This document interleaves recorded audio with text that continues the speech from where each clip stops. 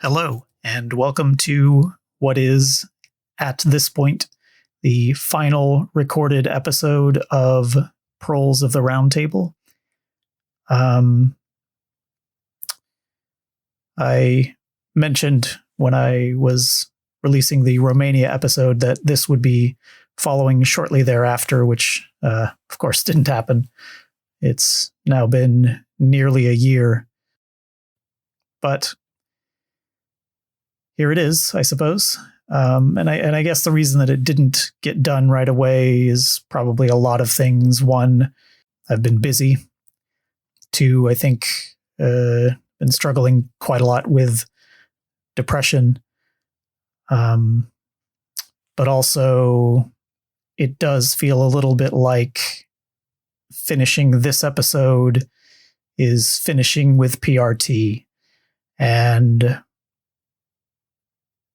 I don't know. I think that was part of the reason I sort of put this off.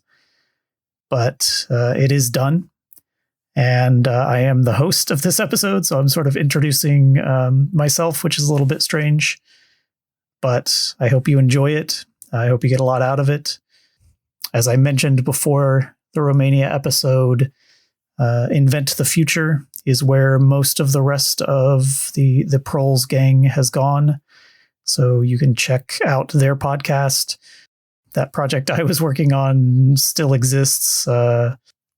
Terrible Influence is present on the internet if you feel inclined to listen to those few episodes I recorded, but I haven't recorded any new ones, partially because the microphone that I brought with me to grad school broke in transit, and I hadn't been able to afford to replace it until recently.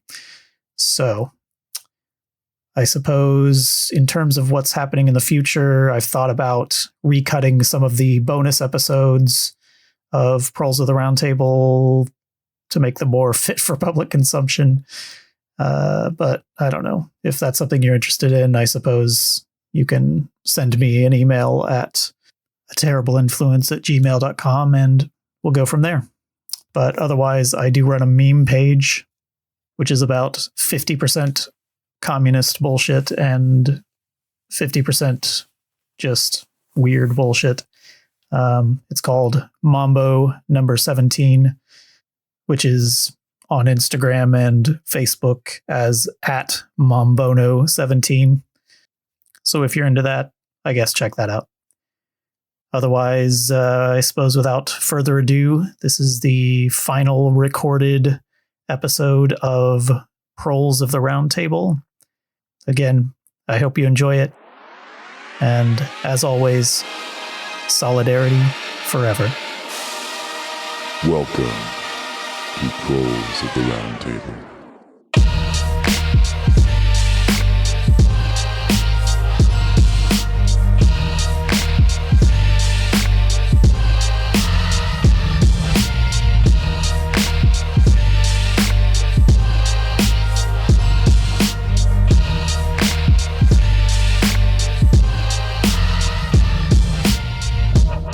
Hello and welcome to Proles of the Roundtable, history without the liberalism.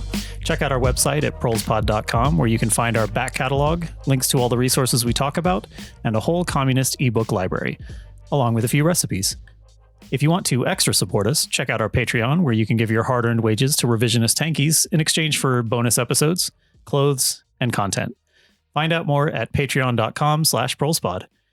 We wanted to thank this episode's primary sponsor, who enables us to buy hundreds of crates of that shitty Leninade stuff.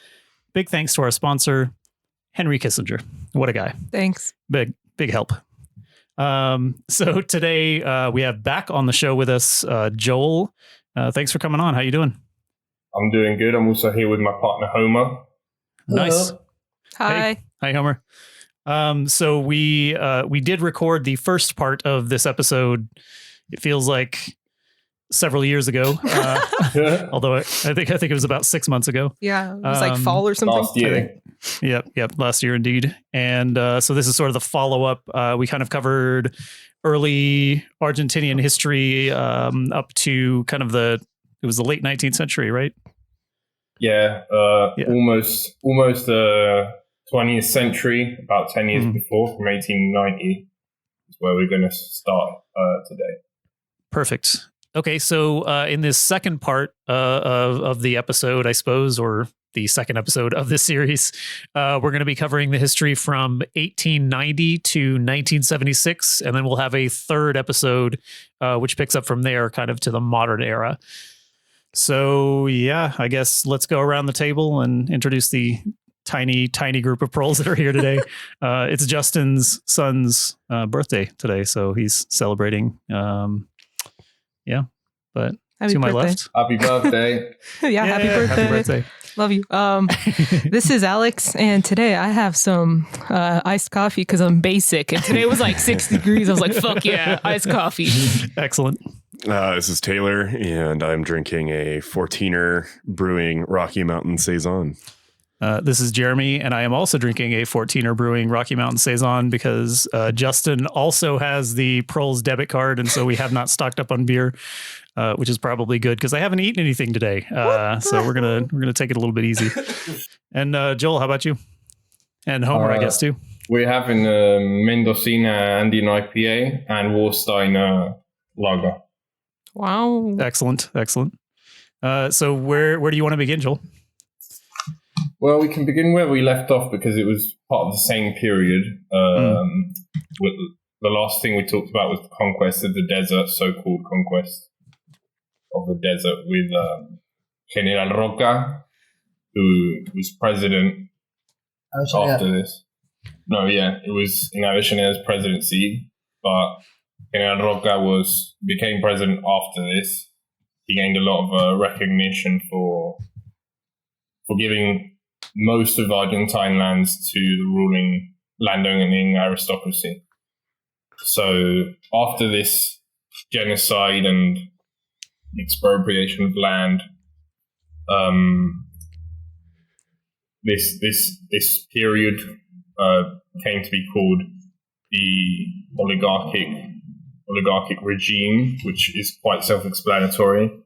Right. This guy, he also received a lot of lands, like Rosas before, who also had a conquest of the desert in the north.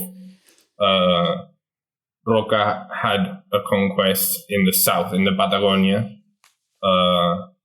They, exterminated a lot of Mapuches and a lot of indigenous people, which was basically a race to get the Patagonia before Chile. So Roca's president, and in this time, people could vote, but the electoral system was rigged. There was a lot of what's it called, rigging elections. The elections took place in churches, and Roca had loads of presidencies because he cheated, basically. It wasn't a real democracy back then. In terms of, you mentioned like it was a race to Patagonia, like with Chile. What was their sort of situation at this time? Were they sort of equally in kind of a bad place in terms of leadership, or? Chile was, they had a lot of, it was quite different. It was quite similar, sorry. They had a lot of the same families, that came from Basque origins, and they were having their own conquest. There was the conquest of Araucanía, which was always a conflictive region in Chile until today with the Mapuches. They had a Prussian general come in called General Rauch, and he conquered a lot of Native American lands until an insurrection which had been, or has been, going on since the 1500s. There was a famous indigenous leader called Arbolito, and he was a warrior. He was a Mapuche warrior, I think, if I'm not mistaken. And he beheaded General Rauch. Excellent. Yeah, after defeating him in battle. Nice. And the place where he was killed is now called General Rauch. So that explains quite a bit how everything ended up. Right. So the Chileans won lost the battle, but they won the war. Fair enough. So around this time, they were conquering their south, but the Andes are quite an important border. Like it's hard to cross the Andes. Back in when there was the wars of independence, crossing the Andes was you would die on the way to the other side. And it wasn't. They weren't much more during this time. They weren't much more technologically developed. So it was hard. It was easier for us to get there first, but there was a huge campaign with loads of money that was paid by the oligarchy to conquer these lands. Yeah. Also, with the desert campaign, there was a lot of how do you say when they steal money, when politicians steal money? Corruption. There was a lot of corruption because they bought like 3 times more guns that they needed, and they still killed everybody. Most of the indigenous people, they killed them, but they stole a lot of money and while they were doing that. And after they got the lands, those lands, it's not like they were available for the public to buy. They were sold directly to the ruling oligarchy, as Joel said. These people like amassed a vast amount of land in very, very few hands, and the people that made a lot of people made a lot of money with that. The Bullrich family were the ones who actually sold the land in their Patio Bullrich. Yeah, how do you say subastas? In an auction house. They had an auction house where they auctioned most of the country actually, and it went directly to their friends, and they made so much money. They're still a powerful family even today. We had, up until last year, 2 cabinet members of the government were part of the Bullrich family. So and the Minister of Security that we talked about before. Jesus. Yeah, and they're still living off that money actually. Most of the descendants of these families, it's not like the money they never lost the money. There were a lot of times where they saw their position being threatened, and they were always very fast to keep things the way they always were for it's like 150 years now. And they did this with the help mostly from the British Empire. Back then, Argentina, at first they tried to invade Argentina in 1806 and 1807, but immediately after we signed the Declaration of Independence, Britain became one of our closest allies, and they started to fund all these people, the landowning elite. They received a lot of money from the British to secure all the exports from the Argentinian lands went directly to Britain. And this went on for like 100 years. This was the history of Argentina in the late 19th century and early 20th century. We were basically a colony. We were part of what's called the informal empire. Right. And we were completely dependent on them for credit, for making the railroads, and for whatever infrastructure we had here was built by the British. Actually, we didn't have any steel works, any brick works. We didn't actually made anything here. We only sold agrarian produce like crops and livestock, and they brought even the needles. There is a saying that before Perón came to power, Argentina didn't even make needles because we didn't have steel for that. Everything that was made of steel came directly from Britain, and since they gave us all the manufactured products, all the steel work and everything, and the credit to build all this, we were absolutely dependent on them. If there was the tiniest bit of crisis in England, it will immediately have repercussions here. And we had a lot of crisis here back then. It was like, if there was a crisis in the West, Argentina will go to shit with them always. Right. Yeah, this is, I remember reading about, I'm fairly certain it was the Dominican Republic, and when they sort of broke away from Spain and were no longer their colony, they still were heavily dependent on Spain to survive. I mean, it was, I think something like 60% of their economy was still based on trade with Spain. And so, although they were no longer formally a part of the Spanish Empire, they were almost completely dependent upon them to survive. Right. The way that they operate is they go in and they make you beholden to this empire so that, breaking away and being independent is almost impossible. We've seen it, time and again, like the entirety of Africa during the mid 20th century with all the independence movements was a lot of the same thing, where it's just dependence on Western capital, Western trade, Western goods. And the West just kind of pass them off. They said, okay, well, you're no longer our problem, but you still have to worry about, getting everything that you need from us. So exactly. Yeah. Long history.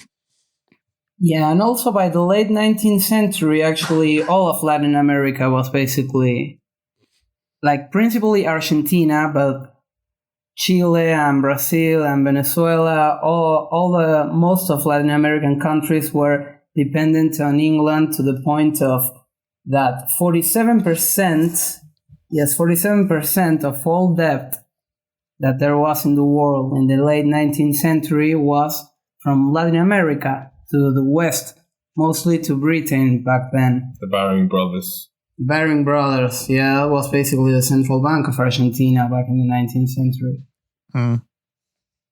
So I guess following that sort of, the race to Patagonia and that situation, what came next? Well, up until this situation worked great for everyone, mostly for the rich of both England and Argentina, up until the 1929 Wall Street crash, where basically British investment was wiped out. They had no more money left, and they took everything that wasn't nailed to the ground. Here they took it. They took all the money, and there was a huge crisis in Argentina because at the same time the British Empire in general was starting to fall apart with the 1931 Westminster Declaration, I think, where the dominions of the British Empire became independent from Britain. And with that situation going on, Argentina, instead of trying to develop an industry, we actually put all our money in trying to have a closer bond with England. And we signed the 1933 Roca-Runciman Treaty that pretty much tied us to England and the British Empire. It was like a sinking ship, and Argentina tied itself with the Roca-Runciman Treaty. Before getting to the 1930s, where the situation with England had we'd become completely dependent on the British Empire, which was about to fall. By the end of the Roca regime, the oligarchic regime, there was basically what ended it was a fight for democracy. A new party called the Unión Cívica Radical, which is one of the most important parties to this day. They presented a candidate called Hipólito Yrigoyen in 1916. So this went on for 30 years, this regime of fraud. Roca would put candidates that he chose, and they would always win because ballots were counted in churches. And when he went to vote, it was called the period of fraud, because when you went to vote, there would be someone there who would tell you, if you don't vote for our candidate, we'll beat the shit out of you, basically. Very cool. Yeah. And by the end of this time, so this was obviously a terrible time for Argentina, for the working masses. They had no sovereignty. It was already conformed as a full nation as it is today, because up to this point, everything we've talked about before this point, Argentina was half of the size it is today. All of the south wasn't part of Argentina. It belonged to indigenous people. Hipólito Yrigoyen, who also was like a descendant of the Basque families, the richest, most influential people, as you can tell by his name, Irigoyen. He didn't actually do a campaign he didn't have campaign goals. He didn't make any promises, because the political situation was very tense at the time. Like, he could have been killed at any time. All he said was that he was going to bring change, basically, which happened. It repeated itself a few times after in Argentina, which we'll get to later. So he won, and starting in 1916, this period began. I'm going to start reading from my source on this subject, which is Felipe Piña. He's a famous historian here in Argentina, basically like an establishment historian, but he has very good takes on history. This is from his documentary series on Argentine history called Ver la Historia, Seeing History, episode 6, La Voluntad de las Masas, which means the will of the masses. This period began with the first democratically elected leader and ended with the first military coup. World War I affected Argentine imports, which caused prices to rise, and exports went down, which meant less money was entering the countries. With echoes of the October Revolution, the masses began engaging in class struggle.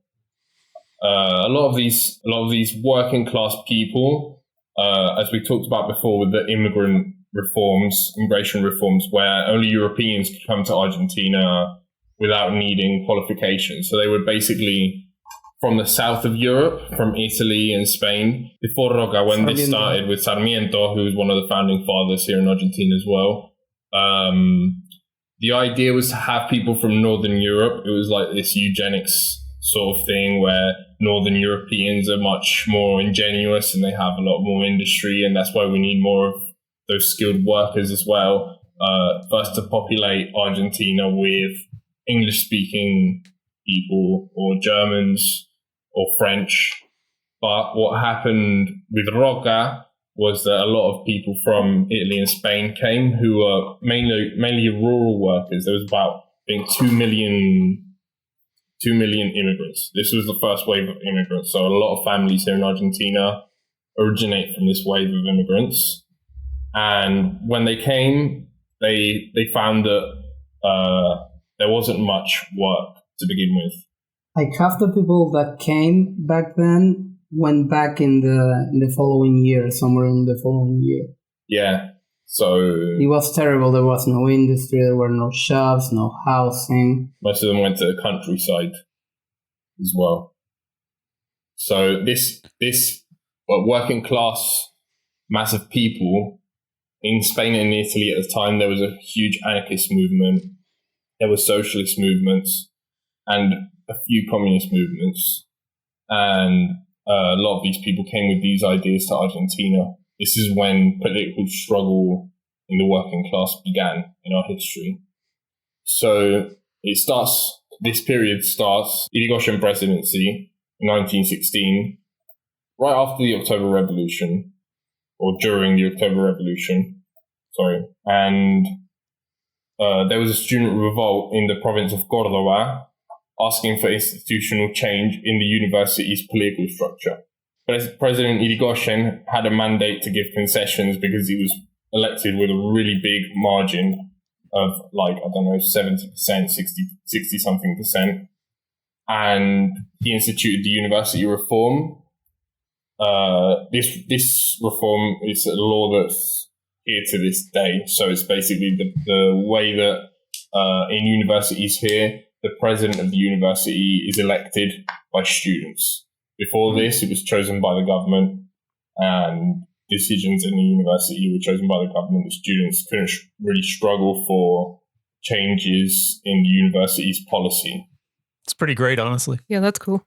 Yeah, it's a public university as well. So, before there was like a quota to be able to be in a university, and you had to pay, obviously, and it was very few people got to go to university. Sarmiento, who made the public school system, he actually had the idea of primary school. He basically didn't want very educated workers. Mm-hmm. He thought that the university was for higher class people, basically. He wanted to keep that privilege within a certain social circle. Very cool. Yeah, and there were also labor laws and like minimum wage that Irigoyen tried to put into law. And he sent it to the Congress, and the lower chamber of Congress denied it because they had a majority opposition. So there were like certain blockages in the concessions that you could give. So coming to the next period, or part of this period, the end of World War I brought with it a reactivation of the Argentine economy. Following this came the tragic week. This is a really important week in Argentine history. It's remembered to this day by all revolutionary or political movements. So to start, the Regional Federal Workers Federation, or FORA, which was it was a cluster of different workers' movements. There was socialists, anarchists, as I said before. Mostly anarchists, because this time, anarchism was big at this time. They declared a general strike after strikebreakers and police forces repressed a factory strike, killing and injuring workers. The fallen workers' funerals planned to march from the very south of the capital across to the top. The police repressed the funeral with gunfire again, along with the Patriotic League, a para-police force that persecuted Jews and Armenians in Argentina's first pogroms and their last pogroms as well. Blaming them for wanting to impose the Russian Revolution in Argentina. Then there was this law called the Residency Law, which came out during, I think, Avellaneda's presidency, which was basically a tool for any president to put in action, which would deport any foreign worker, not his family, just him. So basically, the economic sustainer in a family at the time for having being involved in political action. Thousands of workers were deported after this happened. A lot of them from the Fora. Then there was the Forestal strike, Forestal. This would actually connect with your last episode about Kinimini, about British mercenaries. Because this was a British company in the province of Santa Fe. Santa Fe had a lot of hardwood, I think it's called. It was very good wood, trees that had spent hundreds of years to grow, and this British company had a monopoly in that province. They have 5 million acres. 5 million acres of land. And 96% of the province is forests. Yeah, and basically. They had their own towns. They printed their own money. They had their own cups. It was like a state within a state, basically. It's very much like the mines here in the United States in the 19th century and the early 20th century. Yeah, definitely Appalachia. Yeah, or here in Colorado during the what would have been the Rocky Mountain Revolution, sort of the late 19th century. It was very much like that.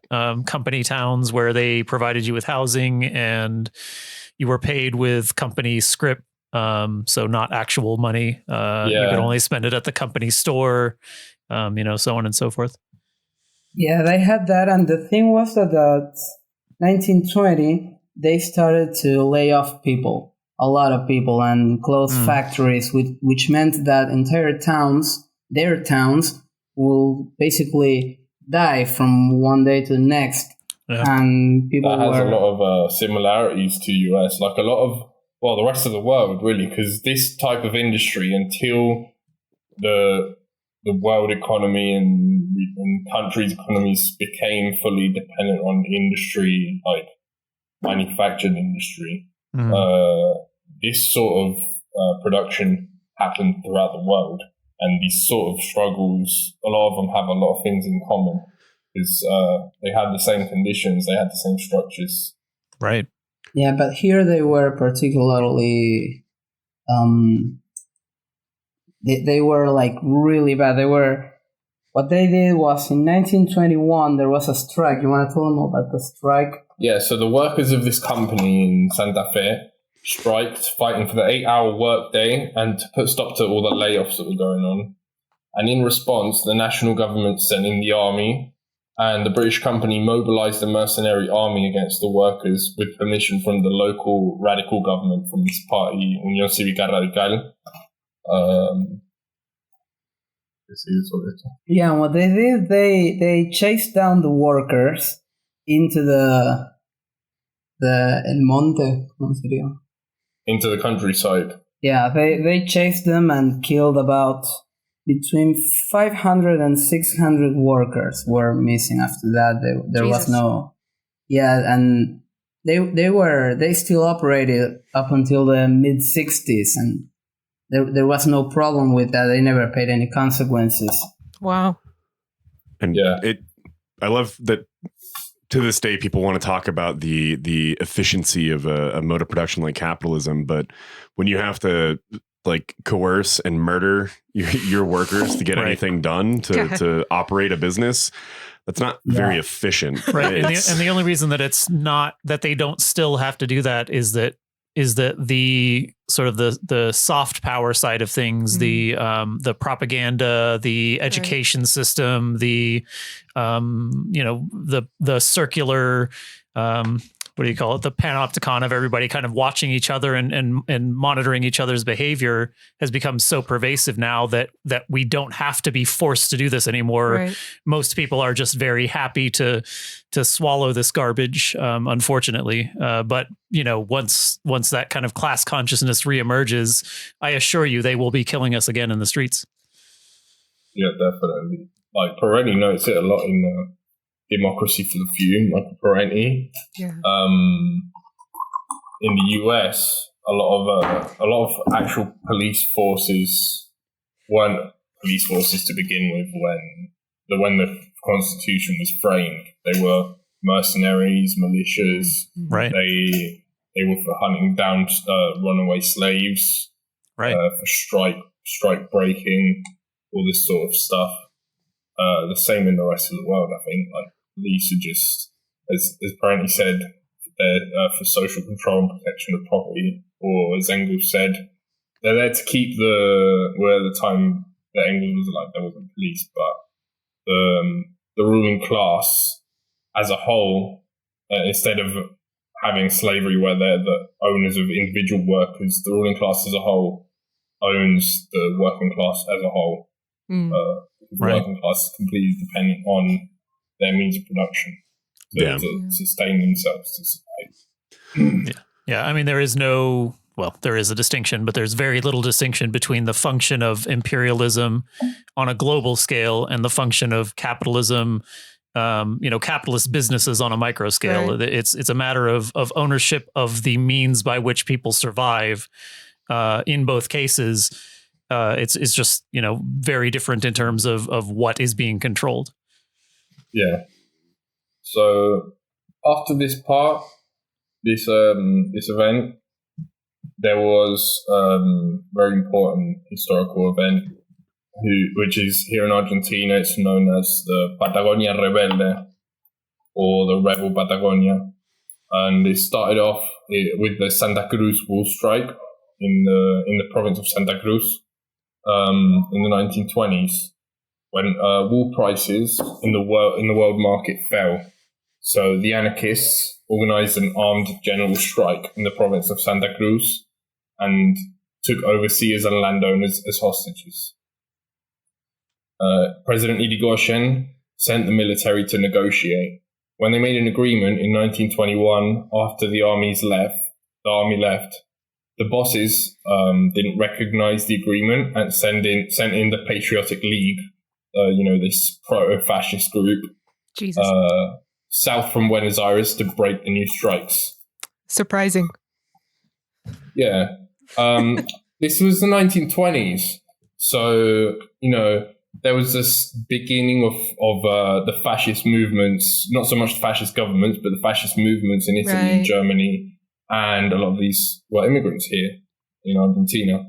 So they had influence. Like they went into high society and influenced the very rich. They went into Liga Patriótica and other proto-fascist groups and influenced them to become full, black shirts, strikebreakers, racists.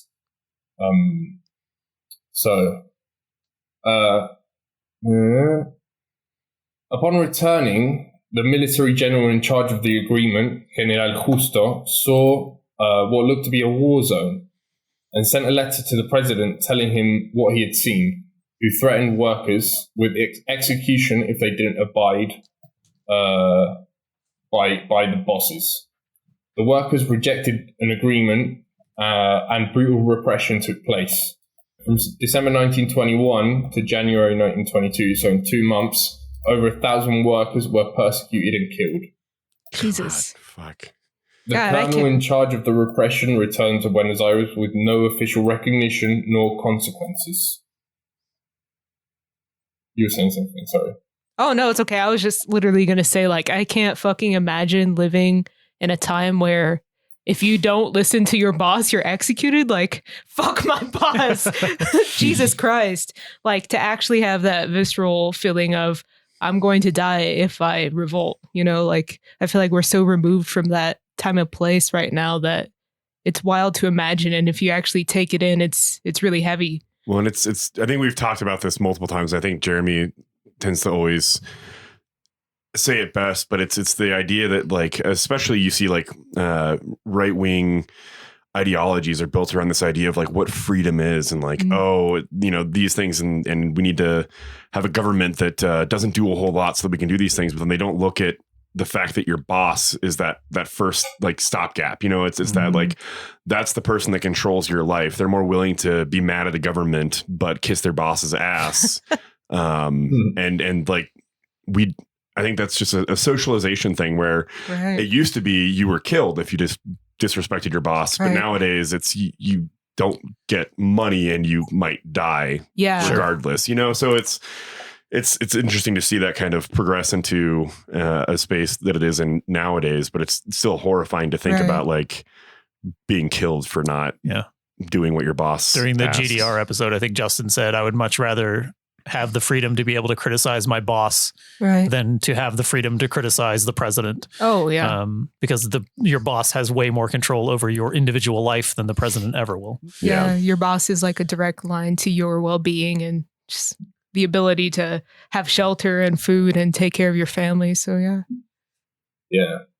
So this guy Justo, the general who did this brutal repression, a year later, he was assassinated by a German anarchist called Kurt Wilkins. In October 1922, a new president called President Alvear, Marcelo Torquato de Alvear Pacheco. So these were 3 surnames that were part of the handing out of land in the first and the second desert conquest. Yeah, he was a full member of the Londonian aristocracy. Yeah, so this guy assumed, because Irigoyen had a lot of problems during this time, he assumed as the next president as a successor, but he was he had continuations of Irigoyen's policies. So he assumed in October 1922, and he made a lot of military men and generals into ministers. With the growth of US industry, Alvear put tariffs on US products, and the US opened factories in Argentina to export their products to the rest of Latin America to evade these tariffs. Then the US prohibited meat imports from Argentina. Yeah, that was Argentina trying to keep the alignment with the British Empire instead of doing businesses with the United States as the US rose as the main economic power. Yeah. What year was this? 1922. Okay. Yeah. I mean, that's sort of like, the United States was a minor player on the world stage until after World War One, in terms of its power and what it was doing. But the fact that Europe was fairly much destroyed during the war, at least continental Europe, it opened up all these doors for the United States to send its banks in, to collect debt from Europe. And also then, because all of these armies, these militaries were decimated, they could also then expand their empire. So yeah, that makes sense in terms of the timeline. It's yep, Yeah. That's where the U.S. started doing its great international fuckery. Oh yeah, we're gonna get to that later. Hooray! pretty fucked up how I was thinking today. It was pretty fucked up how they did so many things at the same time in so Right. many countries at the same time constantly, and they still do to this day. Yeah, because nobody was around to stop them. I mean, Right. these individual nations didn't have the power to do it, and their former masters in Europe didn't have the power to do it. So Yeah. So before Irigoyen's presidency, he had created an oil company that was a state-owned oil company called the Federal Petroleum Reserves, or YPF. And with the new, there was a new general who was energy minister in Alvear's government. And he saw petroleum or petrol as a symbol of Argentine sovereignty. So he built the first Argentine oil refinery, and the company took off to balance the deficit created by the crisis that was created by the US. And soon YPF, or YPF, became the largest producing oil company in the country. So I couldn't find the general's name because I copied this from watching the video, and then I couldn't find it on Google. I just finished translating this part as well. So I've got his quote, but I haven't got his name. His quote was, "To give away our oil is to give away our flag." Hmm. There was also new military infrastructure that was being established. The military school, the plane factory, the first plane factory in Argentina, also a military education center as well. And this was basically the beginning of the military as an institutional force that took part in politics. And at the same time, this stuff that we talked about before was really getting stronger with the fascism. The fascists started going into the military as well and influencing a lot of generals and all of that. And during this time, the Radical Party, that was the ruling party, split between pro-Irigoyen and anti-Irigoyen. So basically, the anti-Irigosionists, they intermingled with the fascists, and the fascists were in high society and in the Liga Patriótica, which was very important at this time. And the pro-Irigoyenistas declared their support of Irigoyen as president or as the leader of the radicals. And then a crisis started. This was 1928, global financial crisis in the United States. And this led to less exports and the imports in Argentina generally again. So it affected everything. People were poverty-stricken completely. And Irigoyen, who became president again in these elections with the split Radical Party, he fired some state workers because there was a deficit and he started doing austerity measures. He was already an old man by the time he was like 80 years old. The main newspapers at the time, which to this day, they're still owned by the same people. And back then they originated from the families of Mitre, who was a president that we talked about before. Like a lot of ruling class people owned the newspapers, the media back then, as they do to this day. And one of them was that there was like the main, most hegemonic newspaper for workers was owned and run by a guy who was married to an anarchist woman, Salvadora Medina Onrubia. She was a feminist as well. She was a very important figure at the time in Argentina. You know, back in the funeral that took place in Buenos Aires that was repressed, she was at that funeral, and the repression or the initial fighting against the police, the revolt against the police, was started by her because she gave a speech, like in a lot of iconic images, women giving speeches at marches. She gave a speech that riled up the workers after the repression happened, Nice. The initial repression. And it went to shit, basically. And she was married to the owner of one of these newspapers, who started this smear campaign against Irigoyen. So in a reach towards, you know, trying to get support from people, Irigoyen introduced legislation, a bill into Congress to nationalize oil. So basically nationalize all the oil reserves in the country. And the lower chamber approved it, but the Senate didn't pass it. After this, on Christmas Eve, Irigoyen was shot by an anarchist. The assassin was killed afterwards. And Irigoyen had a bad reputation among the workers. The smearing campaigns started to increase. And what happened was the anarchists, it was like an unknowing... in between the anarchists and the fascists, they were feeding each other power at the same time with their actions. So the anarchists in this huge newspaper started to call for revolution against Irigoyen. And what the military did, there was this, along with a different General Justo and Uriburu, Jose Felix Uriburu, who was another Basque descendant from the oligarchy, who had been in the failed radical revolution from the Radical Party, not actual radicals, but democratic, which had failed during the oligarchic period. This guy, they went to the military school, and they got on planes and they started throwing out these anarchist newspapers in the street that were calling for revolution. And then they went with the military school and started the coup against Irigoyen.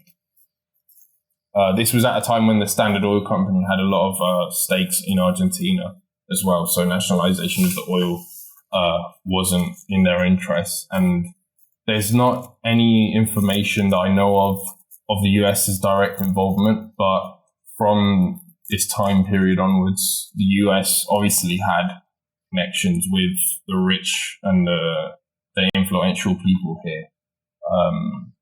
So there's always that. Like from this point on, there were 6 coups. This was the first military coup d'etat of 6 coups that would follow. And at the same time, Irigoyen was ill. He had the flu, and he was 80-something years old, so he was in really bad shape. The pictures in the newspapers showed him as like a really, really old, crumpled guy who couldn't really do anything. So as he falls ill, he puts his vice president in power and declares martial law.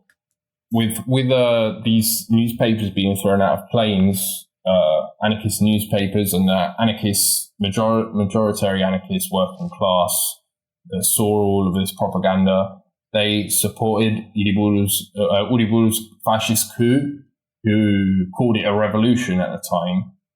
But he was obviously infiltrated. He had his own plans. So Irigoyen, who had very low popular support, he ordered the radicals to mobilize. But the chaos in the street was so bad that the orders never reached the loyal militants, the loyal military men who were loyal to Irigoyen's presidency. So Irigoyen was sent to prison, and Uriburu took power. And this was in 1930, the first military coup. This was the period called as the infamous decade, the next period following the first democracy. So Uriburu, when he assumed, called for elections, and he didn't put himself as a presidential candidate. But during this time, he wanted to modify the constitution and eliminate the party system. So Justo, his vice president, backed down from the government and began to form a coalition with conservatives, anti-Irigoyen radicals, who are partly fascist as well, and the Independent Socialist Party, which I don't really know much about. I don't know if it's an actual socialist party. So the radicals won the elections in the province of Buenos Aires, and the guy who was named governor of Buenos Aires was called Pueyrredon. This was another descendant from Patricia Bullrich, the ex-security minister in Macri's government. She was actually Patricia Bullrich Pueyrredon, so she's a very powerful woman. So after this victory from the radicals, Uriburu suspended the elections and he fired his entire cabinet. Is that what it's called? The people that work with the president and make the decisions. Yeah, right?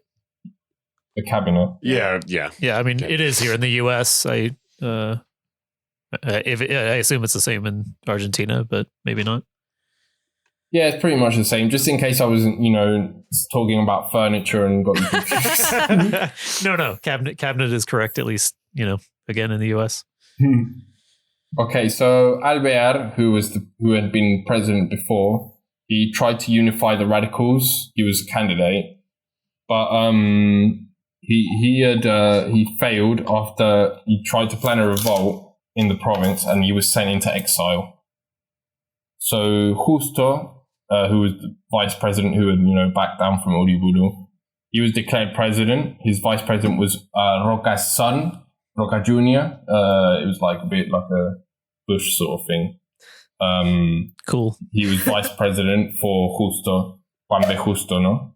Sí. There was there was the previous era with Roca fraud. This began again. So basically, from this point on, a lot of military, the political actors in the military, they would only allow the candidates that they chose to win, and if they didn't win, there would be a coup, and there was fraud. Before leaving, Uriburu liberated Irigoyen, he was 80 at this time, from prison, and he died in 1933 with a mass funeral to say goodbye to him. He was the first popular leader in Argentinian history as well, even though he was sort of good, sort of really shit, evil president. He is, to this day, is really important because he created YPF, which is to this day a very important part of the Argentine economy that sustained Argentina from collapse for a very long time. So the depression started in 1933 when he had died, and this basically destroyed Argentina and the whole world. Millions of people were unemployed. The US and the UK after this began to restrict imports. This affected the whole third world. And after the Ottawa Treaty, Argentina sent, which the Ottawa Treaty I think was with the UK, no? It was between the members of the British Empire back then, because what they did was they started to apply something called imperial preference system, which meant that the countries of the British Empire will only trade with other countries of the British Empire. So this was very bad news for Argentina, because most of our exports were to Britain, and we got all our credit from them, and they had to work something out. That was what Roca Jr. did. He signed a treaty with the British ambassador in 1933, which said that Britain will keep buying from us the same amount of beef and grain as before 1932. But we had to use 85% of the meat packers will have to be British. They basically said, okay, we can still do business, but we are the ones who decide what to do, and we get all the surplus value. We still only produce the primary resources. So when you say that like a certain percentage had to be British, do you mean like the ownership of companies had to be British, or the individual workers had to be from Britain? The companies. That was the thing. There were workers, Argentinian workers, working for British companies, but all the management was British. Okay. So it was much more of like an imperialist arrangement versus colonialist, because like I know in South Africa, there were literally like quotas of you must have X number of white. Well, it was done through these workers' guilds, and white workers kind of banded together and excluded black workers from employment that way, which is really cool. But yeah, good times. Yeah, and also this treaty also said that, for example, all the coal Argentina used, we had to import it from Britain too. That means we couldn't do business with any other country. Actually, we will get to keep doing the businesses we used to do, but exclusively. So what they got was a sure thing with us. They knew they were gonna get money from us. So that was very good for them in those times, right? The depression and also we had to give them free duties of import for many other goods, many other manufactured goods. And this meant that in 1936, all the Argentinian imports coming from abroad were 23% from Britain, and the exports were 35% to Great Britain too. So that treaty meant we were still tied to the UK as an informal part of the empire. Yeah, I think this was in 1933. This was before World War II, before England. Yeah, after World War II, the British Empire went to shit, and they just disappeared from Argentina. We got to we bought all the railroads, which were like 90% British. We bought them for 150 million pounds. It cost us. And also the same happened with the tramways. We had one of the largest networks of tramways in the world, and it was a British monopoly too. But we got to buy it from them in the late 40s. It was really nice of them to let you buy it. No, yeah. One thing that most people said back then, it was that all those things they weren't worth what we paid for them, because the tramways, for example, were broke and deeply in debt. Actually, it was one British company that was in debt. The Argentinian tramway companies were working great, but what they did when they nationalized them was that they used the failure of the British company to say, well, the tramways don't work, we have to shut them all down, and we lost like this very efficient and sustainable public transport, because pretty much the British ruined it for us and left it in ruins. And with the railways, it was the same. After the crisis, the British money stopped coming, so the railways were in very bad shape. That was why it was a very popular cause, the nationalization, because they were really expensive, and they were there was no more investment from 1930 on. So yeah, pretty much after the war, and when it was a sure thing that British money was not going to keep flowing here, just pretty much cut all economic relations with the UK, and along came the US to occupy that place like a financial benefactor of sorts to Argentina. So after this period, this was a democratic government, right? Yeah, democratic. Like there were elections, but they were all rigged. Yeah. So this was called the infamous decade during this time.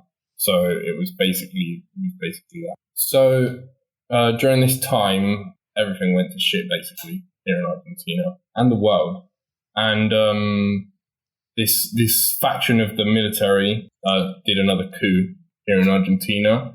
It was called Revolución Argentina, this one, another fake revolution. And these guys wanted sort of to keep the social structure from before. They wanted to reform Argentina and start to make things a bit better. And at this time, Juan Domingo Perón, which was a very famous figure here in Argentina and around the world, this was his first appearance in politics. He was a minister in two ministries. Labor and... Minister of Labor and Minister of Economy, I think. Yeah, Minister of Finance. And he was... he started making a lot of appearances. He was like a very famous person. He came from the military. He had been he was a mixed figure. I mean, he had a lot of really terrible things about him, just like Irigoyen, and he had quite a lot of good things as well. And at this time, he started to form himself as the political figure he would be during his presidency. He had a first wife who died from uterus cancer, and then he met Eva Perón, who is famously known as Evita in the rest of the world.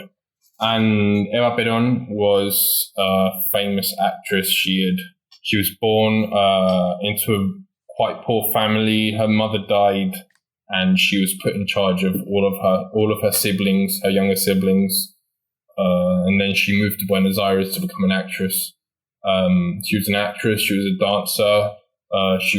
She had it really hard at the beginning. She was actually a sex worker as well at the time. No, that's Is that fake? Yeah, that's fake. Oh, I thought it was general knowledge, but it's not. There's a lot a lot of people hate her. A lot of propaganda. So there's a lot of fake news. Yeah, as Trump would call it. Yeah, so she met Perón, and they really took off. They married, and they became like the most famous couple in the country. As Perón ascended politically, there were elections, and he was put as vice president. So before this, to explain, because this guy was basically like one of our founding fathers as well. The word caudillo here in Argentina and in Latin America in general is like, it describes a political leader, but this also has stakes with the ruling class, either at a national level or a province level, local level.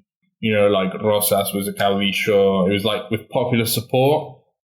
And so he made a speech at the stock exchange here in Argentina, in Buenos Aires, while he was Minister of Finance. And he basically delineated what would be his government, his strategy for the next years. So he was here speaking to the stock exchange, and he said, some people say I'm a Nazi and some people say I'm a communist. And I think that's a good thing. That's exactly what I want to transmit with my ideology. So he was like sort of a Nazbol. Okay. Strasserite sort of person. Yeah, like it was his own thing. Yeah, he went to Italy during fascism. He was inspired by some of the politics there, not the right wing politics, but the government structures that were in fascist Italy. He was in the military, which was influenced by fascism here in Argentina. But I wouldn't go as far as calling him a fascist at the beginning. And he was the one who So before being president, he was vice president of Farrell, who was the new president. And at this time, he was imprisoned because he spoke out in favor of the workers. And it was quite terrible. Like, the people really loved him because he did a lot of things here in Argentina. Basically, what he delineated in the speech to the stock exchange as well was that today, with the context of back in that day, with the context of communism looming, the Cold War, right at the end of the Second World War, he wanted to create a political force in the country that would include the national bourgeoisie, basically the industrialists and the workers working together against the oligarchy. So, and he was one of the most, like, one of the important figures in the non-aligned movement afterwards, because of this. Like, he wanted to carve a path that was independent from the USSR and independent from the United States. But he was anti-communist in this. Like, he wanted to be the one who organizes the workers, so that the communists didn't have political power in Argentina, even went as far as having the communists join him at the beginning in electoral coalitions and all of that, because a lot of them were pro-Perón. He also had an interesting relationship with Mao Zedong, because this was, they assumed at the same time, and they had a correspondence. There's actually letters you can read. I'm not really going to go into it because I haven't done the research myself, but there's letters between Perón and Mao Zedong that I've been told are very interesting. And that's just to explain a little bit what it was like. So going back to when he was imprisoned, he was fired, obviously, from being vice president, and he had such popular support that people went out into the streets. On the 17th of October 1943, the people mobilized to the Plaza de Mayo, where the presidential palace was, still is. There's like a park in front of it. And there was a huge popular mobilization to free Perón. And what happened was, because he was in prison, I think he was planning to escape, I'm not sure. But he faked his illness, like he faked that he was about to die with some probably a pill he took or something, and he was translated to the military hospital. And so the president went to see him and brought him to the presidential palace, and he told him, "You're allowed to be in elections. You won't be in jail anymore." And Perón was like, "Well, thank you, President." And then he was like, "Okay, I'm going to go now." And then the president goes to Perón and he says, "Wait, you need to calm these. You need to go out and speak to the people because they're going to burn this place to the fucking ground. You need to go and tell them to go home." And that's when Perón, famously, he went out on the balcony, which is now called Perón's balcony, Balcón de Perón, on the presidential palace, and he addressed the people for the first time. This is a really famous speech as well that can be seen. And then he said at the end, "You can go home now." Start leaving. Right. Start evacuating the premises. And so that positioned him to be the top presidential candidate after this. So he became president in 1944. This was the time when, World War II was ending. He was a very similar political figure to Tito, although, the previous history was very different. There's a lot of similitudes, like the great support for state sector, the state industrial sector that would coexist with a private sector, workers' mobilizations. There was this really strange thing, he did have support from the church. He had support from right-wing figures from the start in the military, because he was in the military, but also because they saw him, some people saw him as a communist, and other people saw him as what was actually a threat to communism and would stop communism from coming to Argentina because of his concessions. It was sort of like... He was like a compromise. Yeah, he was society. What's it called? Pragmatist.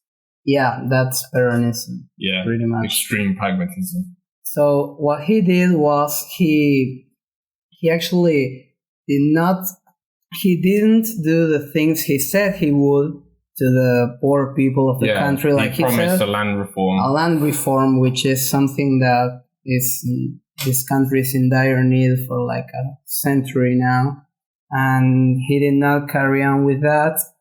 So that disappointed a lot of people, but at the same time, he also disappointed a lot of people in the oligarchy, because what he did was nationalize the like silos, basically right? the entity that controls grains exports. Yeah, he created an entity that controlled the exports and set a price and sold it. Like the state bought the grain from the producers at a fixed rate, and then the state sold it in the international market. And this was a lot more than what the oligarchy will tolerate. They didn't go along with it. They weren't happy at all. It's not like they were. Nobody went after them or after their money. They just started making a little less money than before, and that made them really angry. Yeah. So That's all it takes. All it takes, and so it started to build up this. They started to plan things. They were plots to overthrow the guy, and most came from the oligarchy, but they weren't able to do them, because what Perón did was actually industrialize the country, because at the end of World War II, like since 1939, there weren't any manufactured products coming to Argentina, because Britain was in a war and they were our suppliers. So what Perón did was rapidly industrialize the country. Like we started making refrigerators and cars and all types of heavy industry. light industry, not heavy, like textile. Yeah, we didn't build ships or things like that, but we did have a lot of textile and light industry. Yeah. So steel production. So he was very popular because of this. The country was in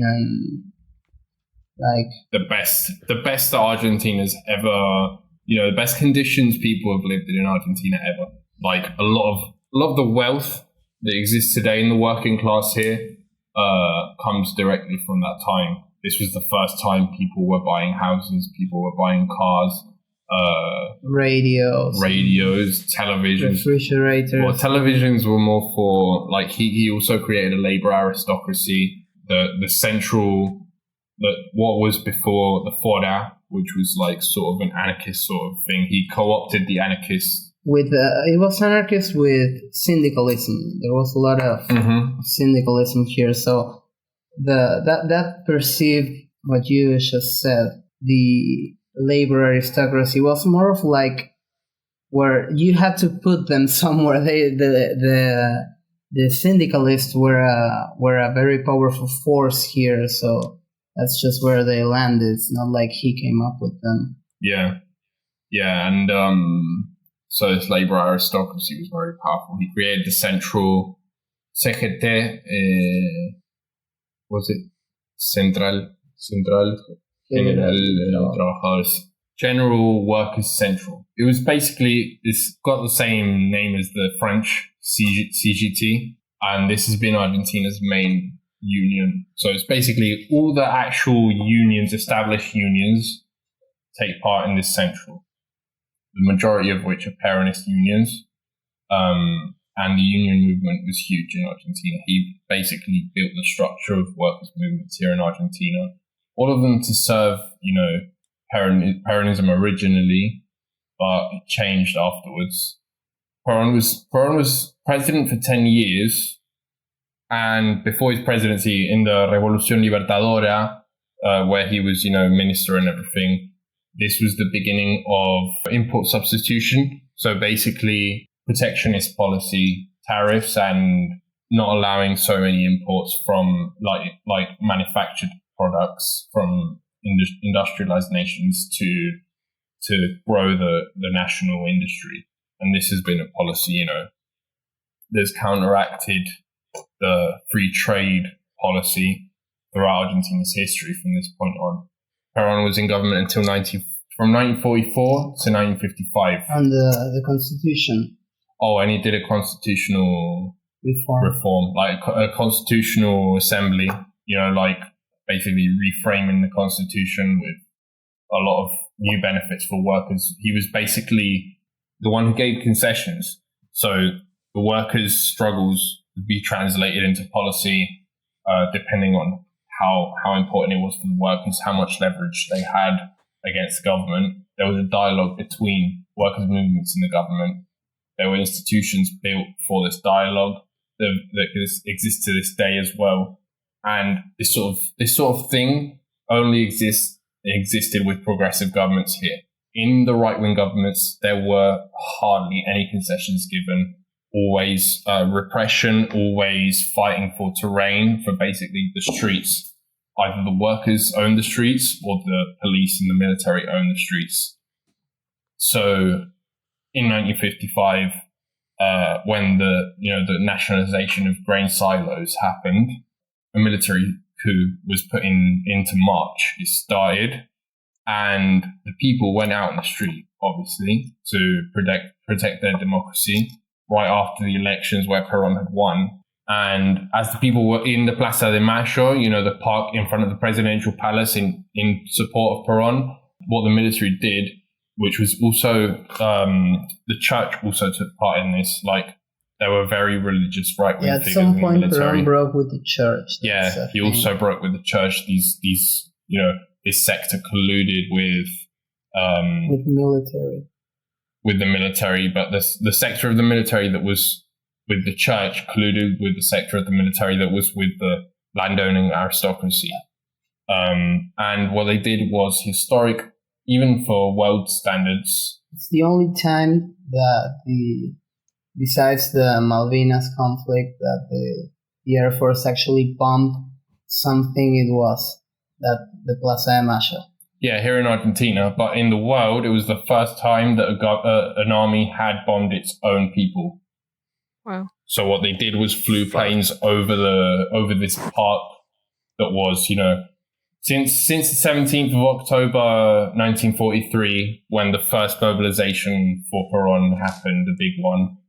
This park was the Plaza de Mayo. Like a rally ground. It was called La Plaza del Pueblo, the Park of the People. And they bombed it. They killed hundreds of people. And they overthrew Perón. They imprisoned him, I think, and then he went into exile to Spain. He was going to. He was actually going to respond to that. There almost was a civil war here, but the Navy had started to bomb the cities of Buenos Aires, and threatened to blow up the refinery. The refinery, yeah. Yeah, that. So there was not much he could do. He just walked out. Yeah. Yeah. This was this 1955 or? Yeah. Yeah. Okay. Yeah. So the next period after this was a period of, it was from 1955 until 1969, 14 years of exile Perón had from this period. And there was basically an accord between the radicals and the military. One part of the radicals was with the military, and the other part was sort of more social democrat, more irigoyenista, like more to give concessions to the workers and all of that, but still repressive, and at the same time allowed the proscription of Peronism, which was basically, Peronism was made illegal here in Argentina. And it was the beginning of the creation of the institutionalization in the army of the right wing, as it was for the next 5 decades. So this is when the United States also came in as our dominant power. Yeah. Of sorts. When Perón was sacked, what they did was they took over what the where the British Empire left and what Peron tried to build, they tried to dismantle it. Yeah. Yeah. And along came the Larkin plan. That's one thing they did. They appointed a U.S. general to, this is 1960, I think. 1959. Yeah, 1959, 1960, around there. They appointed a U.S. general who will make a survey of all the infrastructure in Argentina, and he got to decide what infrastructure will not be used anymore. So with that, they destroyed the tramways and most of the railroad lines in Argentina. Yeah. So they could build something like the interstate highway system, like something like that, but here. And the cars will be sold to us by General Motors and Ford and all American companies. That's what General Motors did here in the United States. I mean, they bought up a bunch of light rails and tramways and train systems, and then they dismantled them. And then basically there was no option. They initially put in General Motors buses, but then often they would once the individual vehicles, the cars had been sold to the public in that area, then they would dismantle the bus system as well. That's exactly what they did here. Actually, they did the same, but here they did it with the help of a military government. Like it's not like we voted people who will do this. Right. The military people will just pretty much let them do whatever they want and obey all their commands. Yeah. They did let us keep the oil production. Yeah. That was how the military will, and this relates to what you said earlier about the general saying if they take our oil, they take our flag or something like that. Yeah. They let us keep the oil as our national industry, the biggest national industry, and we were self-sufficient on oil, so that was one of the biggest things they had going back then, the government. But again, the cars were all American. It was oil that... Yeah, and the oil prices were set by the United States. Otherwise, these governments wouldn't have been able to exist. That was obviously the catch. It was the same thing that Saddam was in power for so much time in Iraq before he decided that the oil prices would be a normal rate to sustain the country. Here it was basically that the United States supported this government. And it was the beginning of, in Latin America in general, that these sort of right-wing governments were beginning to be supported. Remember, this is 1959, 1960. The Cuban Revolution had just happened, and the United States started to tighten its grip on Latin America in general. At the beginning, it was not as much as it was during the 70s and 80s, but certainly it was starting to happen. And the president at this time was called Aramburu, so another Basque aristocracy member, just like Uriburu, like Irigoyen, but this one was Aramburu. And this period had a lot of, I think it had 3 coups from 1955 to 1976, which is really 11 years, 3 coups in 11 years. The first one was this one, and then they transitioned to a democratic government. It wasn't really democratic because Peronism was illegal, and most people, actually, there were a lot of 25% voto blanco. Yeah, at the time when Peron was exiled in Spain, he led a lot of people from Spain. He had a huge base. He just won, elections with over 50-60%. Right at the time of the Cuban Revolution, there was new revolutionary movements all over Latin America. This was what caused, the US tightening its grip. The right-wing forces, military forces, here in the region, because there was new movements in almost every country. There was the Revolutionary Left Movement in Chile, or MIR, the Armed Forces of National Liberation in Venezuela, or the FALN, November 13th Revolutionary Movement, or MR15, the FAR, the Fuerzas Armadas Revolucionarias, Revolutionary Armed Forces in Guatemala, another MIR and National Liberation Army in Peru, National Liberation Army in Colombia, the FSLN, the Sandinista movement in Nicaragua, Frente Sandinista de Liberación Nacional, the Tupamaros, National Liberation Movement in Uruguay, or MLNT, and the Bolivian National Liberation Army, or ELN, which was the leading one where Che was doing his work. So a lot of these movements were aligned at this time, but they weren't that influential in that many countries. There was a lot of repression at this time. So along with that was a prescription of Peronism during this whole time. So there was like switches between the radical government and the military, or military coups against the radical government, because it would, shit would get out of hand. It would start to become unstable. And when things start to become politically unstable, people are about to rise up, and then the military would come in and stabilize everything. Do a coup, remove the widely unpopular government, the radical government, obviously, and take power for a few years until this fake democracy came back. And there were two governments in this time, radical governments. One of them was the Ilia, Frondizi and Ilia, who basically had, they did have substitution of importations, which was the same thing that Peron had, but at the same time, they also created this sector of the economy that was multinational US companies.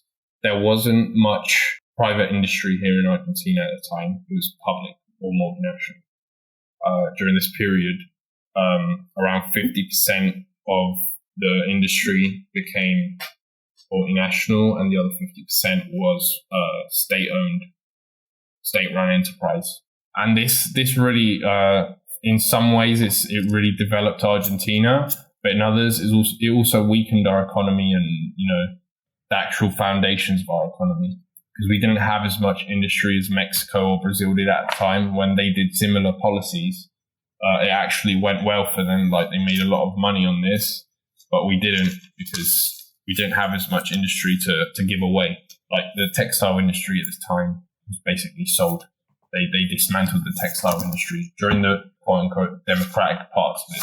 And during the military parts, the military governments that were at this time, the anti-Marxist sentiment began to seep into the institutions.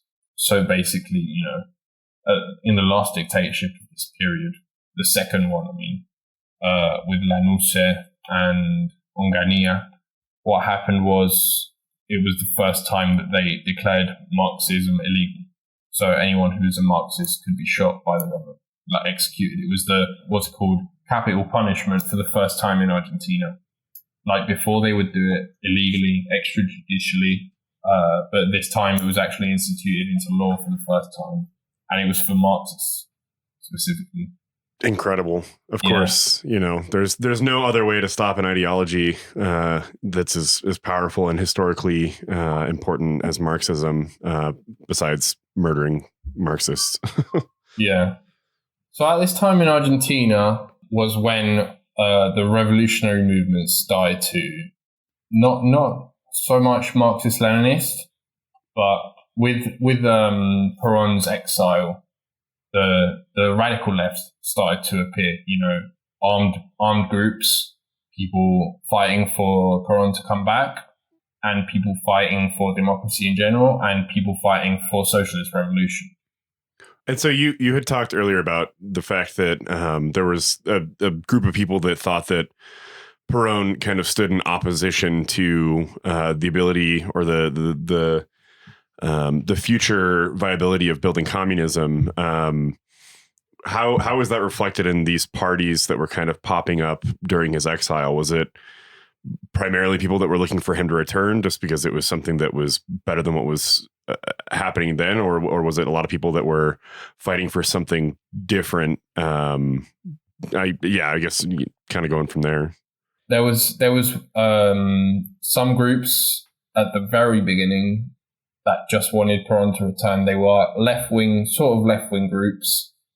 Some of them had roots in the Peronist movement and in the old establishment, which was still sort of existing clandestinely, but they weren't anti-socialists. They definitely saw at the beginning. They definitely saw that they could work with the communist guerrillas just to bring back democracy, like to fight against the dictatorship. They were anti-imperialists as well. There were a lot of socialists that supported him because what he did with the constitutional reform was put in a lot of laws that had been proposed by socialist parties. Yeah, and a lot of them were written by the Socialist Party. Yeah, but they were never able to get them to pass. So when Perón did and got a lot of those things to be made into laws, well, a lot of people saw him as a guy who could get things done. So a lot of socialists will think, well, this is like the best option we got. Yeah. Yeah, understandable. Concessions, I think, historically have had to been made for the sake of building movements, and so interesting. It's kind of a very weird balance, and you I think historically the revolutionaries have always had to understand that. But yeah, but when we talk about socialists in this frame is like socialist party specifically, we mean the German SPD, Social Democratic Party, link here in Argentina. So Social Democrats, they were very important here, and they also had ties. Like the place where I teach English here, which is a popular school, it's in a building that was from the Socialist Party, and they were actually Freemasons. Like the building there is like it has a sphinx and the Freemason logo and damn, and in the front of the building, and like masonry, something that I didn't talk about before because I don't want to go into like conspiracy stuff. It's just the stuff that I've actually seen that's real. But like masonry here in Argentina, as well as in the rest of the Americas, I think has had a very big role in politics. Like, just like Washington was a Mason, Simón Bolívar was a Mason, and San Martín, who was the Simón Bolívar of Chile, Peru, Argentina, and a bunch of other countries. San Martín was part of Freemasonry. With Bolívar, they had a lodge that was the whole of Latin America, and their plan, like their borders, the way they divided the continent up was planned in this lodge, which was also like the Freemasons are British, basically. Like it's just a link to Britain because they're a fraternity that was started in Britain, and all of their oligarchy, which included George Washington and all the people who were influential, were Masons up until this day. Like Sarmiento was a Mason. A lot of very important presidents here were Masons, and I think it's simply that it's just a tool at the time with the British Empire to work together, to organize together.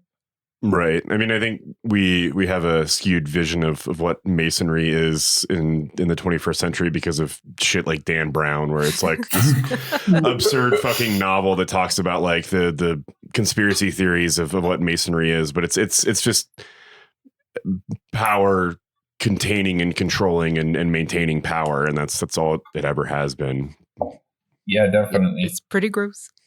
Yeah, and they're all men as well. That's weird. They're all men. They're all Christian.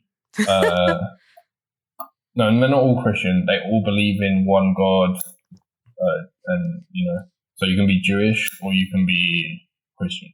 That's it. So going back to where we were, because this is going to take forever otherwise. The 1960s, beginning of the 1960s, towards the end, the revolutionary movements started to form and take ideological shape. Around this time, one of the key figures I want to talk about today is Mario Roberto Santuccio. This guy, he was basically he was known throughout the world, or throughout the ruling classes of the world and the media, transmitted through the media to the people, as the successor of Che after he was killed. He ended up being that after a while, but originally the ELN in Bolivia, the MIR in Chile, the Tupamaros in Uruguay, they all worked, and what came to be the PRT, which is actually just like Proles of the Round Table, but it was actually the party, the Marxist-Leninist party here, Partido Revolucionario de los Trabajadores. We come from a long lineage of great Marxist-Leninists. Yeah, and which later made the Ejército Revolucionario del Pueblo, the ERP, Revolutionary People's Army.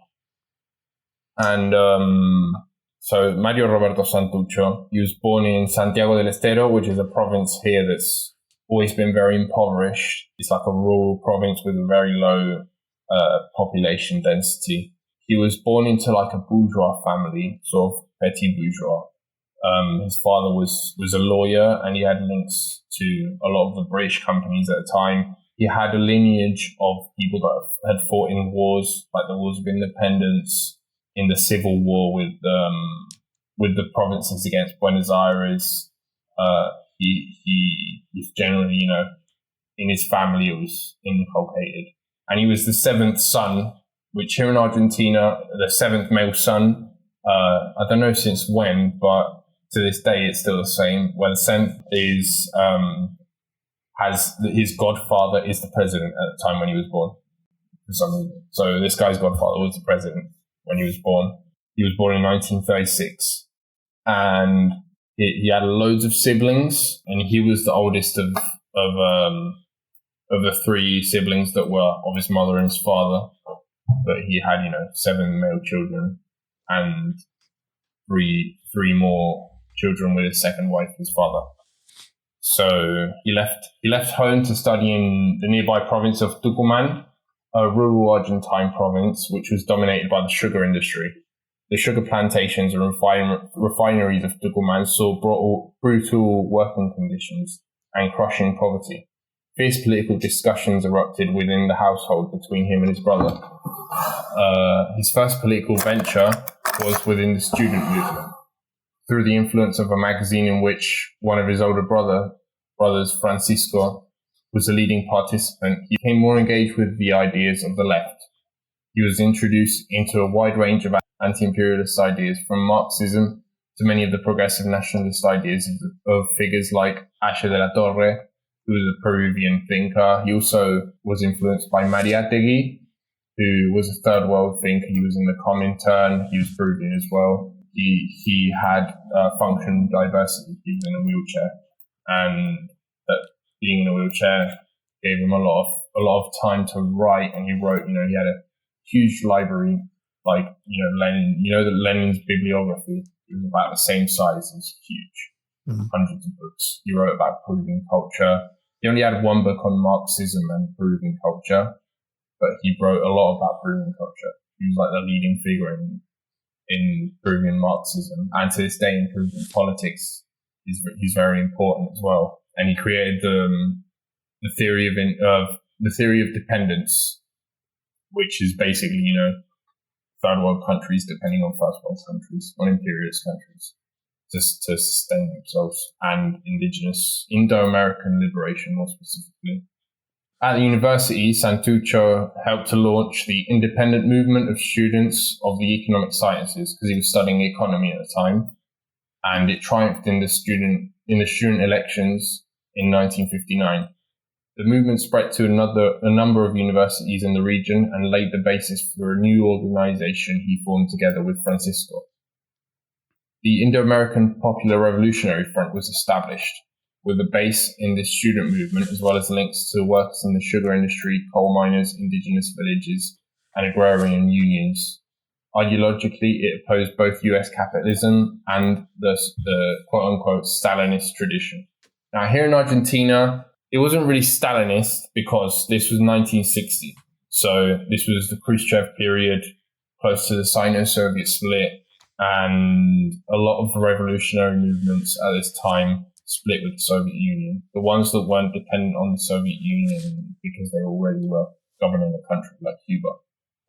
Because obviously Cuba couldn't just go to China and be against the Soviet Union when the Soviet Union was much more industrially capable of helping a smaller country out, with like literally aiding the country with import and export prices. So here, this guy was against Khrushchev. A lot of the Argentine left started off as being against Khrushchev. Like, it originated as Maoists, Trotskyists, and the so-called Stalinists, which were pro-Khrushchev, pro-Soviet Union, did everything the Soviet Union told them to do and to say, and a lot of the time supported Benon as well, like were part of his government. But Trotskyism started to appear at this time as well here in Argentina, unfortunately. Not good. And it gets a lot worse as well. Like, the shit they did is unbelievable. Very cool. Yeah. So Santucho's older brother, Francisco, was a key leader in the new organization that they had just founded. And as Mario Roberto moved closer to Marxism, he started convincing his brother, but it was quite difficult. His brother was religious, and he ended up becoming a priest because it was like the family line. A lot of his brothers and sisters had different professions.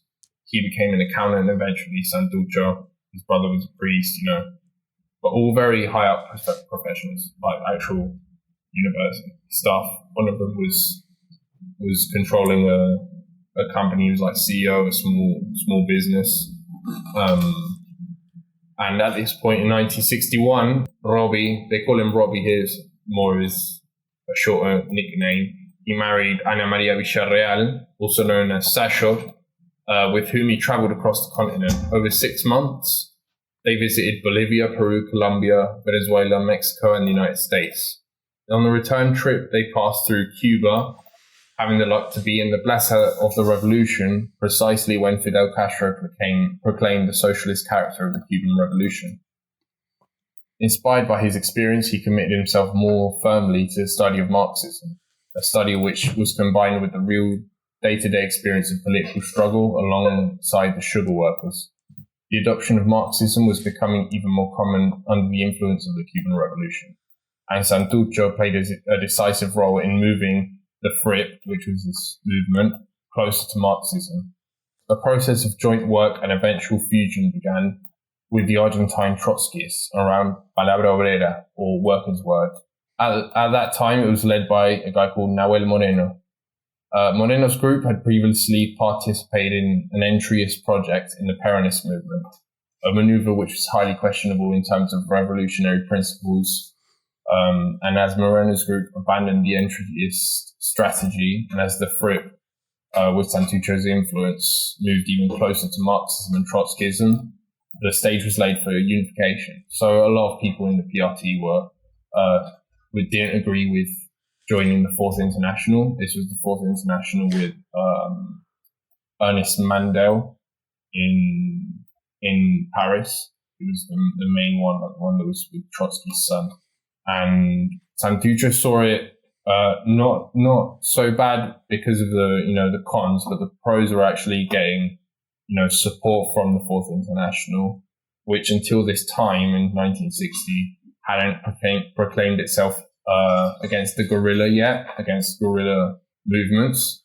Before this Trotskyist movement, Workers' Word, was for the guerrilla movement. That's why they fusioned in the first place, because the FRIP wanted to start a guerrilla movement here in Argentina since there wasn't a democracy. The as they call it, the material conditions were laid out for armed worker struggle. The political situation in Argentina was accelerating dramatically. Argentina's political regime had previously been under civilian rule, albeit with the most popular party and candidate, Perón, excluded from political life. In 1966, however, the military dictatorship of Onganía took power and implemented direct military rule. A broad crackdown on civil liberties began. Large numbers of university professors were forced out, and a general process of radicalization accelerated among the student movement. Across Tucumán, sugar plantations and refineries began to close, which thrusted work and the region into miserable poverty. As early as late 1966, the question of armed struggle began to pass from a theoretical to a practical question. However, it was not planted initially by a group of students or intellectuals, as many of his critics allege. Rather, the question of armed struggle was most urgently planted by a number of worker militants in the sugar industry in Tucumán. So it was starting to get heavy in Tucumán. They were closing a lot of sugar refineries, and in the countryside, like sugar lands where a lot of peons worked, they were closing them because of the sugar prices and whatnot. And the struggle started getting more and more violent. The workers started throwing Molotovs. They started, there were kidnappings of officials again and everything. And then they got to a point where they said, you need to get guns. This isn't working. We need to start applying another strategy if we don't want to get killed, because they have more gunpower, more firepower than us. And a series of brutal defeats carried out through the violent assassination of union activists made the question of working class self-defense far more urgent, as I just said. The death of Che Guevara in Bolivia the following year had a tremendous impact among the Latin American left and greatly impacted both Santucho and the PRT. The debate around the armed struggle began to accelerate, and a clearer division emerged within the party. Santucho, most of the party in Tucumán, which was in the interior. So basically, another thing that they saw as a pro in all of this was that the countryside, which Santucho, his strategy was to radicalize the countryside, could communicate more with the capital, which was where the Trotskyists were doing a lot more, factory strikes, not so much in the countryside. Santucho, he had sort of a Maoist approach to, encircling the capital from the countryside and organizing the peasants, whereas the Trotskyists had a more pro-worker approach. Not more pro-worker, more, putting the peasants to the side, and this has to be led by the workers, etc., etc. And this also, apart from bringing them together, it also divided the party. Trotskyists dividing the party. This is nothing. This is nothing. You'll see. Oh god! Like anti-peasant chauvinism plus dividing a party. It's like Trotskyists being Trotskyists. So Santucho succeeded in building a national network of supporters within the party, and he won support of the Fourth International in Paris. And he actually went to Paris, and he was there in May '68 during the uprising in Paris. And he noted the difference between the struggles here and in France. Like, here it was normal that there was violence in protests, and in France this was like something new, something they weren't ready for. They weren't accustomed to it, because the level of repression at the time, when they had a lot of colonies and a lot of wealth and welfare, was different in the First World, in Europe at the time. Then after this, they had their famous Fourth Congress of the PRT, and they basically decided they were going to start the guerrilla and an armed force of the party, an armed wing of the party, and the Fourth International, and along with Moreno, became against guerrillas.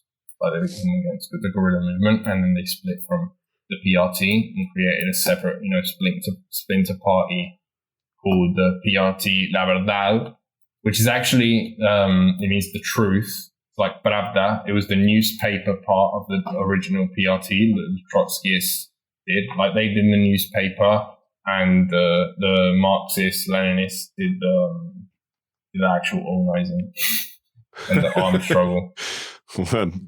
Historically, yeah. Wow. Yeah, it's mental. And so yeah, they split and pour one out for our newspapers.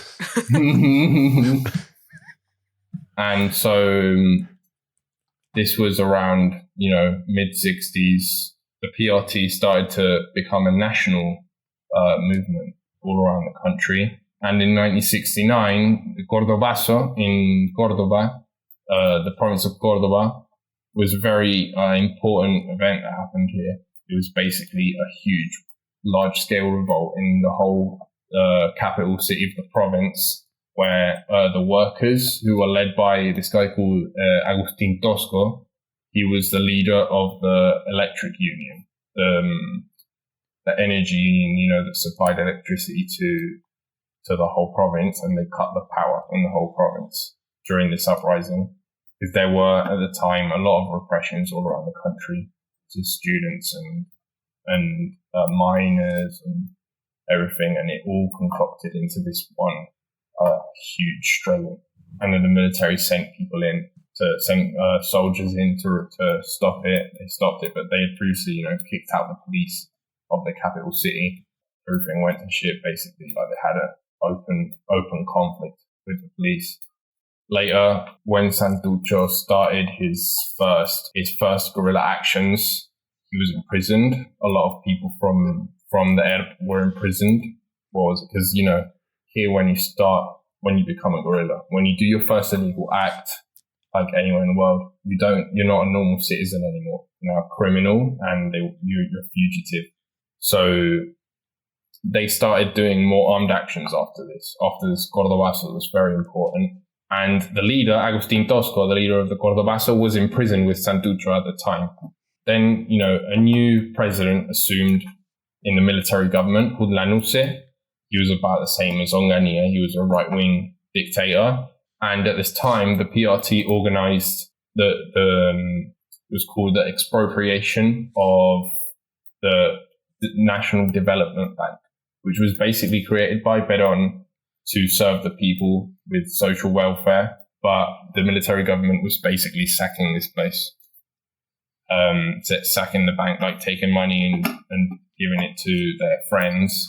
So this was like seen as a political opportunity for the ERP to rob this bank, basically. And what they did was, two of the people working at the bank started the robbery. Then a few more people came in, and people who came in through a tunnel that was built, and they spent 8 hours in the bank before they left and took they took 350 million pesos, which was about $10,000 at the time. It wasn't much. They left no dead, and they escaped without being touched. And the two guys who worked at the bank, they actually have a documentary. I watched it last night. It's really good. It's called Seré Millones. It's like the famous Tupac Amaru quote, "I will return and I will be millions."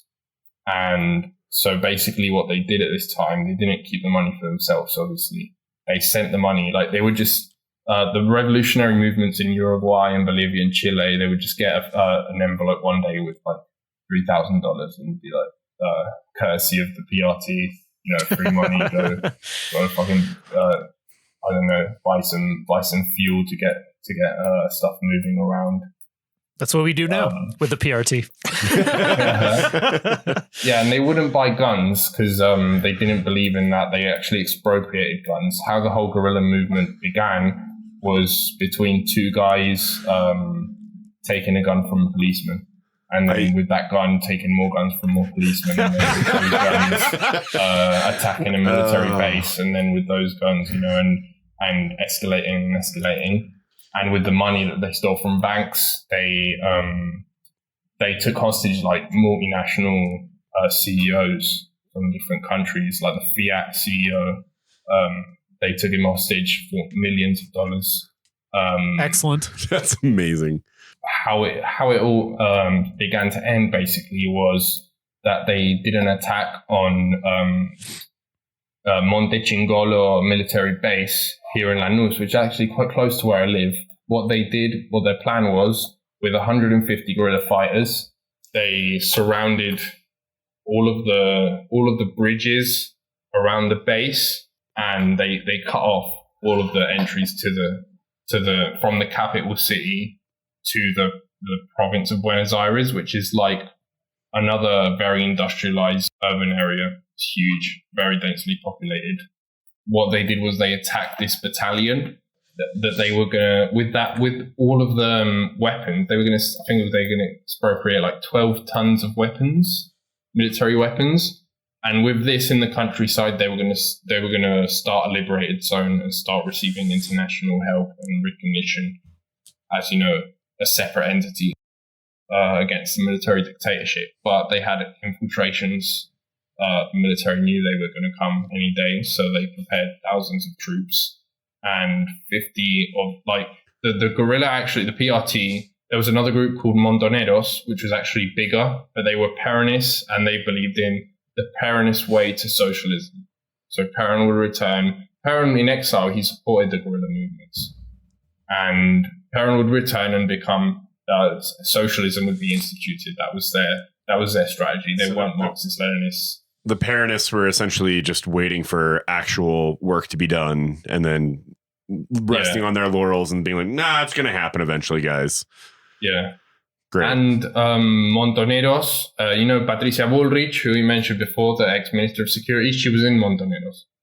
A lot of the people in the guerrillas were actually children of people from high society, or in the Marxist guerrillas, a lot of the central leaders were people from the petty bourgeoisie, small children of small business owners, or lawyers, or accountants, as Santucho was. The people who were running these organizations, and the people who were actually taking these things into action, were very poor people, working class people who had suffered a lot in the previous years and who'd been part of the struggle always. And when this happened, you know, Montoneros, they had sent intelligence before this attack on the battalion, saying, you know, you have infiltrators. We have intelligence that says you have infiltrators. Don't go ahead with it. And then Santucho, he was sort of, you know, a bit riled up, so he went through with it. And with of 150 guerrillas, 50 got away, 50 disappeared, and 50 were killed in battle. And this was around the beginning of the dictatorship, 1975. Before this, you know, Perón, he returned to Argentina in 1972, I think, 73, because there was an opening for Peronism to return. And first Peronism, and then Perón was allowed to return after the first Peronist government, after the dictatorship won, which was José Cámpora. He said basically, Cámpora to the presidency, Perón to power. That was the campaign. And after Cámpora won in 1972, at the time when you know, Santucho and Agustín Tosco and Santucho's wife as well were imprisoned for one of their guerrilla actions in the Trelew, because they did an attack on an airport. They tried to escape. So Santucho actually got together with Agustín Tosco, who was in the Cordobazo, and he proposed it to him. He said, we need to get out. And Tosco said, no, like, people are going to die if you try this. And he went through anyway. They actually had a quite good plan set out. The first money from the robbery of the development bank went to this effort to get the plane, to fly them out of there, the fuel, everything. And their plan was to fly to Chile and then to fly to Cuba from Chile. And when they first went out, some of the people didn't reach the plane on time, and they were caught and they were shot by a firing squad, a military firing squad. This was during a democratic, supposedly, government, but the military still had a lot of influence. They could do whatever the fuck they wanted. No one could say anything to them. They were with complete impunity. So Santucho's wife was killed. Sasha, she was killed in this. She was executed, and he was told when he arrived in Chile. When he was arriving there, the military didn't want to let the plane in. They were going to shoot it down, and Allende was actually the one who said, no, we're He said, we are a socialist government in a capitalist country, but we're still socialists, so let them in, basically. And then they let them in, and Allende's daughter came and saw Santucho when he arrived there after he heard the news and everything, and he gave him a pistol from Allende. And, he said, I know Allende doesn't agree with my strategy, but I still love him. And then he went to Cuba, and he gave Fidel the key of the prison that he escaped from when he met Fidel. And so then he prepared his return to Argentina, and this is when he returned, and it was much worse. He was a fugitive now, and this ended up in his imminent demise. The guerrilla was infiltrated from all parts. They had the strategy was originally tried out in Algeria by the French, and the French actually came here in the Onganía dictatorship, who used to be, part of the French resistance against the Nazis, who then became the military who destroyed the Algerian Liberation Front. And they came here to train the military, apart from the School of the Americas, which was in all of the countries militaries were there. After the French came here, they had basically, if you've seen Battle of Algiers, you'll see that their strategy was, revolutionary movement is like a tapeworm. If you cut off its head, you can kill it, but if not, you can't kill it. And they use this strategy with the revolutionary movements, basically. Kissinger was involved. This was around the time when the AAA was created, the Alianza Anticomunista Argentina, Anti-Communist Alliance of Argentina, which were basically people from the School of the Americas, who were put in by the United States. These people, I have here a conversation from when they were creating their first plan for the Triple A. It was a paramilitary group that was made for interior security. So they looked at different ways of going about it. They looked at Chile, they looked at Bolivia, they looked at Guatemala, Honduras, and they wanted a different approach. They wanted to attack the enemy on all terrains with unlimited resources. So this was the plan, and they created Decree 2770, creation of the Internal Security Council, which was integrated by the President, her ministers, and the commanders of the armed forces, with the objective of re-establishing peace and tranquility in the country. And Decree 2771, delegation of the armed forces under superior command of the President and exercised through the National Defense Council, and the execution of the necessary military and security operations with the objective of annihilating the actions of subversive elements in all the country's territory. So this was basically the new strategy of the military. And with this strategy, they disappeared around 30,000 people from the workers' movements, the students' movements. But yeah, I think we can wrap up for now and then go more into what was the military dictatorship, ending in, Santucho's death. So basically, Perón died in 1974, a year after he had become president, and his new wife, Isabel Perón, she was vice president, so she became interim president. She is the one who basically, Perón had put all of these ministers, they signed these documents that the military put before the government, and they created this before the last military dictatorship in Argentina, which was by far the most brutal, most neoliberal military dictatorship or government that has ever existed here. So yeah,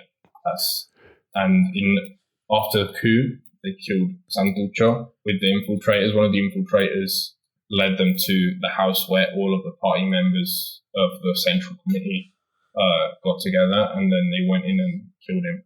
And his body's never been found. Jesus. This was just the beginning. The military dictatorship lasted from 1976 to 1983. But we'll get to the rest in the next recording. I know Britain makes a magical return in that time frame too. Yeah, definitely. They all do. They all do. Spain, France, France, Britain, United States, they were all involved in some way. The United States was the mastermind of all this. Henry Kissinger was the mastermind of all this. I think that this started in the Carter presidency and then went through the Reagan presidency. The Plan Condor, which was originally from Chile, all to all the countries surrounding Argentina, and then the last one was in 1976, the last coup. Oh boy. Yeah. So yeah, this we've only just begun with the dictatorship. This is like the worst period. So the next episode is going to be like about imperialism, mainly here in Argentina. It was the worst part, where the US took control of the country, the continent, and destroyed all opponents with counterinsurgency programs. Cool. Yeah. All right. Well, thanks so much to Joel and Homer for coming on tonight. Thank you so much to everyone for listening. Some suggested reading will be in the show notes. Our sponsors, as always, are our excellent fans on Patreon. We have too many to read each time now, but since the last time we recorded, these are the new ones. Alex, Brian, Caden, Colin, Greg, Ishmael, Joseph Ballin, Just Ono, Matthew, Mike, Peter, and Sadai. All of these people are inspiring and revolutionary and make it easier for us to make this podcast for you and have it sound, pretty good. We've established what we're calling the USSP with several child podcasts, and we've started centralizing links to the various feeds on our website. Check it out. Also, we want to thank Ransom Notes for our intro music. Check him out on SoundCloud. Please don't forget to rate and review. Visit prolespod.com. Like us on facebook.com/prolespod and follow us on Twitter @prolespod. If you have any feedback, topic ideas, or suggestions, feel free to send us an email at prolespod.com or in the comment box on our website. If you do choose that last aspect, make sure you include, if you